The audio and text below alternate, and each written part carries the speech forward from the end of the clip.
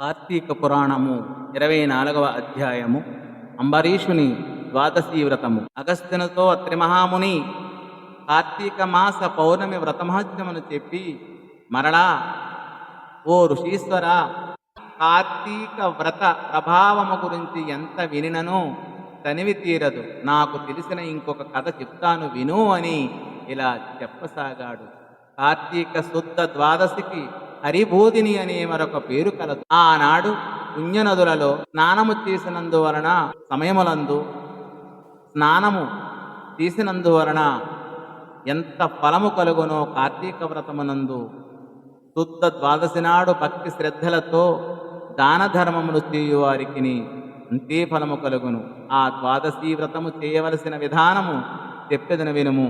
కార్తీక శుద్ధ దశమి రోజున పగటిపూట భుజించి ఆ మరునాడు అనగా ఏకాదశి రోజున పూర్తిగా ఉపవాసము ఉండి ద్వాదశి గడియలు వచ్చిన తరువాతనే భుజింపవలను. దీని మహత్యమును వివరించి ఒక కథ కలదు, చెప్తాను విను అని ఇలా చెప్పసాగాడు. పూర్వము అంబరీషుడనే రాజు గొప్ప విష్ణుభక్తుడు, ద్వాదశీ వ్రత ప్రియుడు. అంబరీషుడు ప్రతి ద్వాదశి నాడు తప్పకుండా వ్రతము చేసేవాడు. ఒక ద్వాదశి నాడు ద్వాదశి గడియలు స్వల్పముగా ఉండగా ఆ రోజు పెందల కడనే వ్రతమును ముగించి బ్రాహ్మణ సమారాధనకు సిద్ధముగా ఉన్నాడు. అదే సమయమున అచ్చటకు కోప స్వభావుడకు దుర్వాసముని రాగా అంబరీషుడు ఆ మునిని గౌరవించి ద్వాదశి గడియలలో భోజనమునకు రమ్మనమని కోరెను. దుర్వాసుడు అందుకు అంగీకరించి సమీపమున గల నదికి స్నానమునకై వెళ్ళాడు. ఆ విధంగా అంబరీషుడు ఎంతసేపు వేచి ఉన్ననూ దుర్వాసుడు రాలేదు. ద్వాదశి గడియలు దాటిపోవచ్చున్నవి. అంబరీషుడు ఏమి చేయాలో తోచక తనలో తాను ఇంటికొచ్చిన దుర్వాసుని భోజనమునకు రమ్మని పిలిచి తిని ఆ ముని నదీ స్నానమునకు వెళ్ళి, ఇంతవరకు రాలేదు, బ్రాహ్మణునకు ఆతిథ్యము ఇచ్చేదనని మాట ఇచ్చి భోజనం పెట్టకపోవటం మహాపాపము. అది గృహస్థునకు ధర్మము కూడా కాదు. ఆయన వచ్చి వరకు ఆగినచో ద్వాదశి గడియలు దాటిపోవును, వ్రతభంగము అగును. ఈ ముని మహాకోప స్వభావము కలవాడు. ఆయన రాకుండా నేను భోజనము చేసినతో నన్ను శపిస్తాడు. నాకు ఏమీ తోచకున్నది. బ్రాహ్మణ భోజనము అతిక్రమించరాదు. ద్వాదశి గడియలు మించిపోకూడదు. గడియలు దాటిపోయిన తరువాత భుజించిన హరిభక్తిని వదిలిన వాడు నగదును.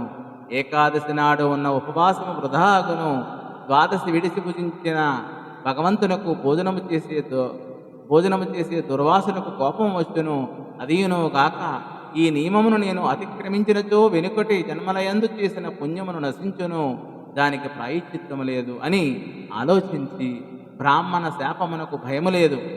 ఆ భయమును శ్రీ మహావిష్ణువే పోగొట్టగలడు. కావున నేను ద్వాదశి గడియలలో భోజనము చేయుటయే ఉత్తమము అయినను పండితులతో పెద్దలతో ఆలోచించడం మంచిదని సర్వజ్ఞులైన కొందరు పండితులను పిలిపించి వారితో ఈ విషయమంతయు చెప్పాడు. అంతటా ఆ ధర్మజ్ఞులైన పండితులు ధర్మశాస్త్రమును పరిశోధించి ప్రతివిమర్శలు చేసుకుని దీర్ఘముగా ఆలోచించి, మహారాజా, గృహస్థుడు ఇంటికి వచ్చిన అతిథి తక్కువ జాతి వాడైనను భోజనము పెట్టెదను అని చెప్పి వానికి పెట్టకుండా తినరాదు.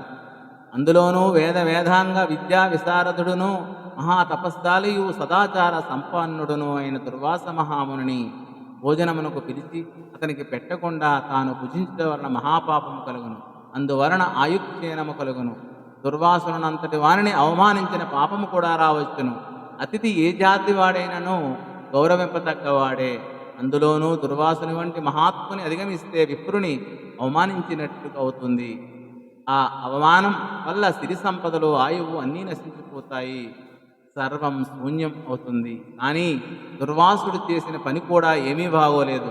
అన్ని ధర్మాలు తెలిసిన పెద్ద మనిషి ద్వాదశి పారణకు వస్తానని చెప్పి రాకుండా ఉండటం చాలా అధర్మం కూడా. కానీ ఏమి చెయ్యాలో ఏమీ తోచడం లేదు. ఏమి చేసినా అతనిని అవమానించడమే అవుతుంది. అతిథిని అవమానించిన వానికి ప్రాయశ్చిత్తం లేదు. ఆ విధంగా ద్వాదశి పారణ చేయని వానికి ప్రాయశ్చిత్తం లేదు. కనుక ఈ ధర్మ సందేహాన్ని ఎలా తీర్చాలో మాకేమీ బోధపడుట లేదు అని ఒకరి ముఖాలు ఒకరు చూసుకున్నారు. ఇది స్కాంద పురాణాంతర్గత వశిష్ఠ ప్రోక్త కార్తీక మహాత్మ్యమందలి చతుర్వింశోధ్యాయము అనగా 24వ రోజు పారాయణము పూర్తి అయినది. స్వస్తి.